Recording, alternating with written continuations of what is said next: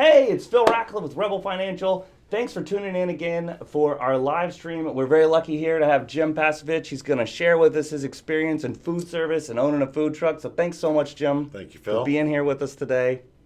We very much appreciate it. This is a lot different than anything that we've done, but it's right up our alley in terms of like, we want to talk to entrepreneurs and business owners. And you know what? Absolutely. Who doesn't love food? You know? Well, that's it. We all do. And we all do. We're people, you know. So, you know, I was checking you out and reading a lot before, and it's interesting to me. You've been doing this for over 30 years. So tell us a little bit about how you got into the business and where you are now. Absolutely. Yep, started back when I was at Ohio State University on campus, you know, going to the bars, and then would go up and get gyros afterwards at 2 o'clock in the morning.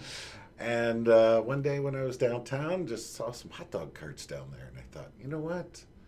We could do gyros on these carts. Yeah, get them out to more people. Absolutely. So we ended up building our first cart back in, I want to say 84. So you built it. You didn't buy it. You built it. We designed it, built it, had some people helping us build it. Yeah. Absolutely. And put it on the road, and it was almost an immediate success. That's awesome. Yeah. That's so awesome. It was a lot of fun. So how did that evolve to where now you're a food truck owner versus you having built, because I know some people probably build up and then go to brick and mortar, right? Sure. So like, tell us a little bit about. Well, I ran the carts all over Columbus for all those years. We ended up at like Columbus State, so a lot of people know us. It was called Skyward Grill at the time. Okay. So Columbus State, OSU Medical Center, different places like that, and then took a little break from it. Went into real estate. Really? Yes. Yeah. But I couldn't stop thinking about food. Yeah. So every day I would be on the MLS looking for a restaurant for sale. So you did think about going into the brick and mortar, yeah? Absolutely. Yeah. And then just one day thought, you know what? I didn't want to go back into carts. Still love the carts, the mobile industry. And I just ran across some food trucks, and I thought, you know what? We could build a food truck. Because you got to lug all that around and everything. Absolutely. Versus the truck, you could go park, open, go, right? Right. Yeah. And that's so then we started building our truck in 2010, opened up in September 2011 with Pitabilities. So that was when you switched the truck, that's when Pitabilities was born right there. Correct. So now it's a little over 15 years old.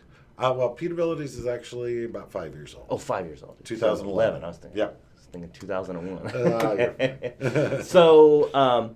So I guess that kind of answers my next question is like, why choose the mobile instead of the food truck? But I guess it was almost luck then, because you could have bought the restaurant if the right opportunity would have shown up, right? Absolutely. But you know what? I kept going back to the mobiles because, number one, I had a passion for it. It's probably a whole different crowd too, right? It is. And we get to see different people all the time. We don't have to rely on people coming to find us, and we get to, go out to so many different scenes. Everything from a lunch, corporate lunch, coming out to your building, to going to a school and doing a fundraiser, or going to an event, a mud run or something like that. Probably makes it a lot more flexible for you if the market changes. So like say you have like an awesome business lunch crowd and then a certain big business goes out of business, you could be in big trouble. Absolutely. Versus you can just find somewhere else to go to serve a different clientele. Absolutely. Yeah, we get to go to where the people are. Yeah. Rather than having to try to draw them in. Okay.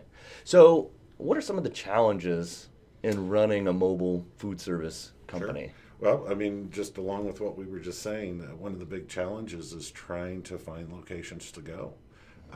I talk to so many new people getting into the food truck business. Yeah. And they're calling me, hey, how do we find where we're going to go? It's knocking on doors and trying to find somebody that's willing to let you park their truck in front of your building, or trying to find the property manager, or even trying to find, an event to go to. Some of the events cost money, so all of a sudden they're worried, how am I going to pay for this event? The challenges are, where are we going to set up every day?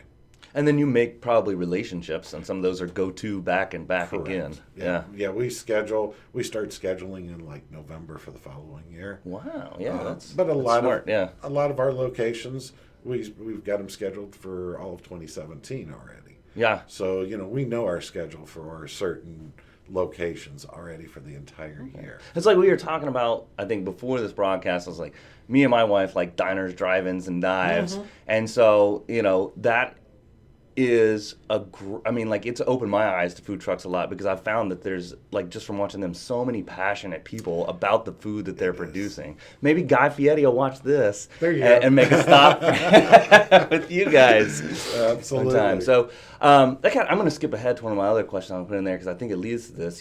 Just from looking at your website, you guys can kind of see it in the background right here. It's Pitabilities.com, but he's got a great video on here. And if you read their About Us page and everything, you can just tell that you're so passionate about your food and what you do, and even your team. Everybody seems like they're very into it, and I just love that, how it just shows everybody's favorite pita in there. So tell us a little bit about branding and living the lifestyle of your brand. Well, we're currently working. Well, we just did our rebranding over the last year. Our second truck has been rewrapped. Our third truck goes into the shop next week to get a new wrap for the season. So the branding is pretty much complete. But we're also kind of finalizing a little bit about our mission. And our mission is family, freshness, and service. So family, as you notice, we are a family. We work together. So whether it's real family, biological, or whether it's work family. Oh, yeah. And they are. They're our work. They may be our work family, but they're a part of our family, because we spend more time together, also in very confined spaces. So we get to know each other very well. Make sure first they have good hygiene, second that you like them, right? Absolutely. And then you take care of people. For sure. Yeah. Yeah. Oh, cool. Well, I noticed that one of your grill masters have been with you for like over 15 years, right? Yeah. So that's he awesome. was with me on the carts, and then when we opened I think I saw him in the video, and then I just thought his picture looked great on there too. And Zip was like, "I hope he brings that guy to the into the video." We'll have to bring him next time. Okay, so we kind of talked about some of the challenges. What are some of the opportunities? I think we touched on a little bit, but sure. The biggest opportunity is that we are mobile. So as we do have challenges in different locations, we can move. We can pull up, pull out, and go to the next location. So that is a great opportunity.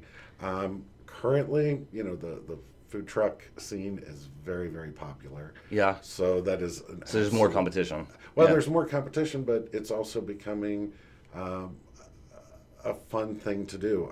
It's variety, maybe, because they're not doing the exact same thing that you're doing. Right. Well, but weddings now, for instance, have become a huge part of our business. Wow, I wouldn't even think that. Oh my goodness. Yeah. We've already got over a dozen weddings scheduled this year, and I just received 2. That's awesome, because you're like a mobile kitchen, so they could have their wedding reception anywhere, and you bring the kitchen to them. Yeah, exactly. And instead of having something cooked hours ago, you're pushing it off fresh. Right. Or what, so. And their guests get variety. Yeah. So they don't just have 1 or 2 dishes that you have to choose from. Right. Yeah. Right. Okay. So the opportunities are tremendous. And they're increasing more and more every day. Okay. Awesome. So when you look out at the future, where do you see, food service, and then more specifically your business going, as things continue to change? Sure. Well, I see the mobile restaurant industry just continuing to grow. We're seeing a lot of the big names. White Castles now has trucks. Really? I didn't know that either. Starbucks is getting into it. Here locally, Schmidt's, it's an established place that's been here for over 100 years now, has 2 trucks. I think they're working on their 3rd. Wow. So we're seeing a lot of the brick and mortars, traditional restaurants getting into the mobile industry. We're a society on the move. And, we want things where we're at. So Absolutely. What better way to do it than with mobile restaurants? And the expense of opening up a brick and mortar today is tremendous. So not the food trucks are that much cheaper. They can get very expensive. Sure. It's not difficult to spend $250,000 on a truck. Absolutely.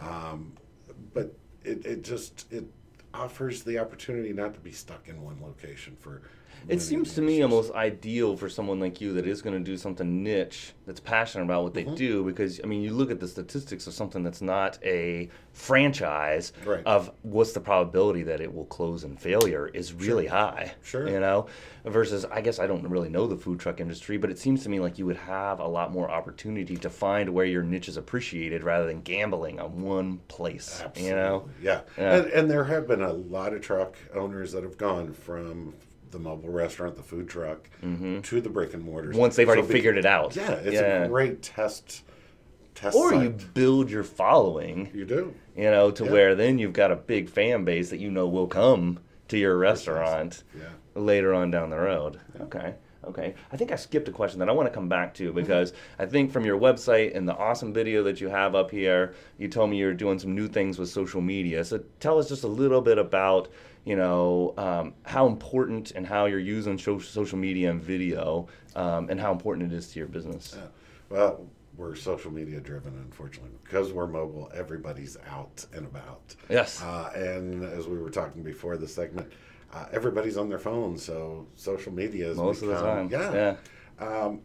We've done social media from the beginning, but it was very generic, very basic. Hey, this is where our location is for today, or maybe even for the week. And you know, we have followers that have followed us very loyally. Although, you know, we haven't built a whole lot there. We just hired a PR firm to handle our social media. And noticed they're using a lot more video and well, pictures now, but video to come. Takes a while to ramp it up. It does. Well, you're going to have another one to be able. She's going to be able to use that, yeah, right? There you go. But the photos have just increased the number of interactions on social media. Are we seeing it on the trucks right now? It's only been a week. I don't know if I can see it yet, but I am seeing a lot more just activity. Well, I can just tell from looking at what you're doing and some of the things that you're talking about, that this change is going to be super positive for you. And a lot of people that I've seen business-wise, not just in your profession, but anywhere, there's a total difference between people that just may like what you sell versus people that are fans of who you are and what you do. And it sounds to me like that's the big transition that you're making. We want to build fanatically loyal fans. Awesome. Not just customers. Absolutely. Well, Jim, tell everybody how they can find you, your website, social media. What's the best way for them to find you? Best way, as you can see in the back, is pitabilities.com. You can find our schedule on there. On social media, Facebook, Pitabilities, Instagram, Twitter. We post where we're going to be every single day. We also do, we'll punch this in there, we do catering with the truck, but we also have just expanded into drop-off catering. So somebody that's got an office meeting like or something. Party or, we can drop off our pita bar to them from 20 people to 200. Awesome. And today you said you're going to be not far from where we are in Gahanna, up at Zulilly's. If you're watching this live, they can go over and try you out today, right? Yep, you can try us out at Zulilly or at the OSU Wexner Medical Center Eye and Ear Institute today. Oh, that's right. You get 3 trucks, so you're multiple places all the time, right? One of them's down getting the rebranding, so it's getting finished up today. Well, good deal. Well, thanks so much for being here, Jim. We appreciate it. I hope you guys enjoyed this installment. Definitely a little bit different. Go see Jim. Go check out Pitability. Watch us next week. Again, we're changing the time to 10:30. We're doing a little bit earlier to fit with everybody's schedules. No winner on the Amazon Echo Dot this week. If you would have signed up, you would have won. It's free. I almost guarantee you'll love it. Being able to talk to the internet and get what you want is awesome. So again, from Rebel Financial, thanks so much. Check us out next week, Facebook, YouTube. We'll see you then.